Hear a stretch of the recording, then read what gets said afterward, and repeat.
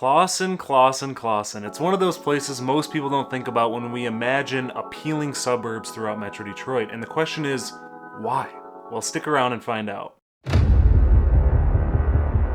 I've been strolling and walking about the good old city of Clawson a lot these days, and I guess I've decided it's time to share these secrets that this city keeps. I can't keep them to myself anymore. It's not fair to all of you out there.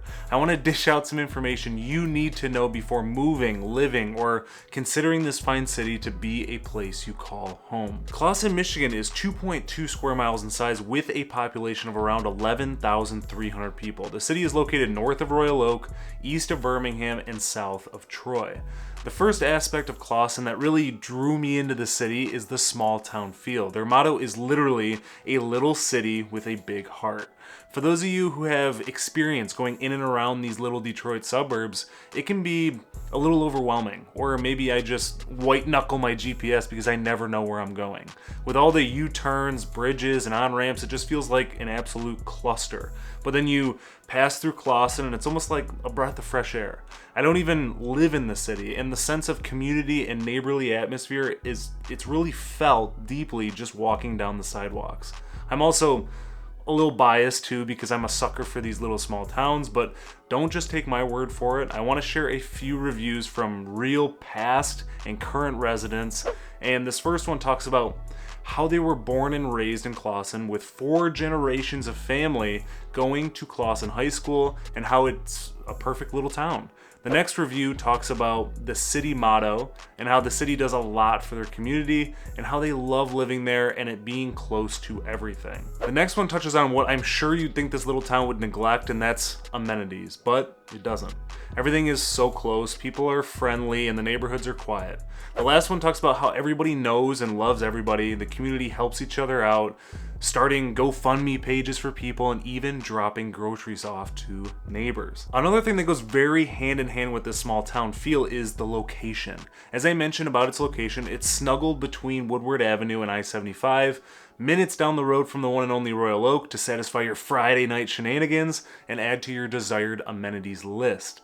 The Detroit Zoo is right down there too. Golf course is nearby in Birmingham. The Beaumont Hospital of Royal Oak is nearby, which is now known as Corewell Health. The Somerset Mall in Troy is just over 4 miles down the road. If you look at an aerial map, you'll see there's also several little parks that you can visit. Of course, they're more plentiful the further west you go from Detroit, but it's better than nothing at all, I can assure you. I know I have mentioned in several of my other videos that smaller towns are situated farther from city offerings, but Clawson is one of those exceptions. It's a city worth hyping up a little bit because the proximity to other cities, if you work in Detroit, it's a nice commute, and it really just has so many different aspects that could cater to a lot of you out there. Whether you're a small towner, someone who likes options, someone who wants to be where stuff is actually happening, it's all right here or very close nearby. To solidify this a little bit, I wanted to switch gears to the cost of living. When I have clients who talk about Clawson, we oftentimes are comparing communities such as Royal Oak, Ferndale, Berkeley, and of course Clawson. And I've done videos for all these places, so I'll be sure to link them in the description so you can add them all to your queue.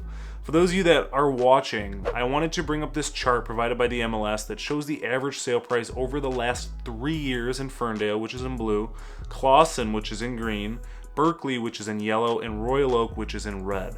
Outsiders may think, since these communities are all so close to one another, they might just all be somewhat the same, but the reality is they are all very different, and for those of you out there that have been to all these places, I'm sure you can agree with that. Of course, Michigan has an affordable cost of living compared to most of the states across the country, but a focal point when making your way over here are the property taxes. And I've been on quite a property tax kick to keep everybody informed out there, so here's how I look at these 4 cities. As you can see, the city of Royal Oak comes out on top at $366,000 and some change, and it has a millage rate of 38.22 for a primary residence as of 2022, which is the rate used to calculate property taxes. Berkeley comes in second at $339,000 and some change with a millage rate of 38.58 for a primary residence as of 2022. Clawson comes in at third at $268,041 and a millage rate of 48.29 for a primary residence as of 2022.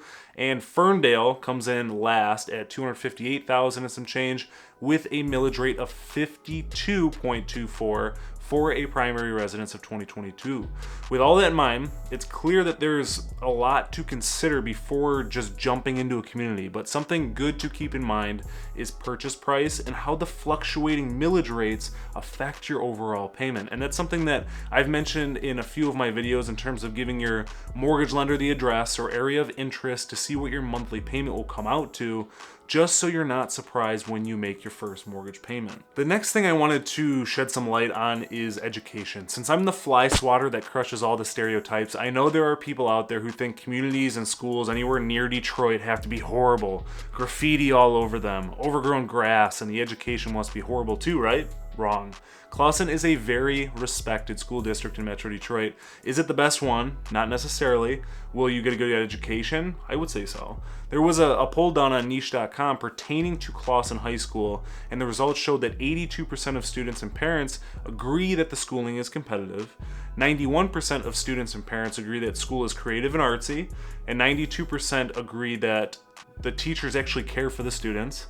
85% agree that there are plenty of clubs and organizations for the students. The Clawson School District is small, but above average, and values a sense of community. With a 15-to-1 student-to-teacher ratio, there's a better opportunity for students to get the most attention possible. That was one of the reasons I went to Cleary University in Howell, because the student-to-faculty ratio was 11-to-1. So you were never a no-name person sitting in a 300-person lecture hall where no one knew if you were there or not. Your involvement was always encouraged, and there's a ton of value in that, in my opinion. Next thing to chat about that may or may not be on a thought of yours is the traffic. When you're this close to Detroit, there's always the concern of getting that metro area traffic, the honking, the red lights, the jaywalkers, etc. And despite its prime location, it actually doesn't get too overwhelmingly packed. Of course, rush hour adds a little stress to the roads, but as I have mentioned when I tackle the traffic topic in other communities, is whether or not the city is a pass-through town or not. Taking a look at the map, Clawson is Oreo cookied between I-75 and Woodward Avenue, as I mentioned before, but it's not a city people are passing through to get to another city. For example, there are several cities situated along the Woodward corridor, so people are actively driving through these communities to get to the next one. But in this situation, people can stay on Woodward or I-75 a little longer to get to the surrounding communities. The city of Clawson is a little different from other nearby communities. It has that small town feel, but it has such a prime location that any commute around the city is not going to empty your gas tank. The amenities may be lacking to some people and not others. The job opportunities may be primarily food and retail, but the commute time to nearby corporations in, let's just say, the business hub of Troy or downtown Detroit is pretty minimal. The Clawson Downtown Development Authority is also very hands-on, trying to always better the small town. For those of you that stuck around this long, what do you think of Clawson, Michigan? Drop your thoughts in the comments below. If you're looking to buy, sell, or invest in the wonderful state of Michigan, don't hesitate to reach out anytime. I'm happy to be your go-to resource. Thanks for watching. Be sure to stick around for the next video. Until next time.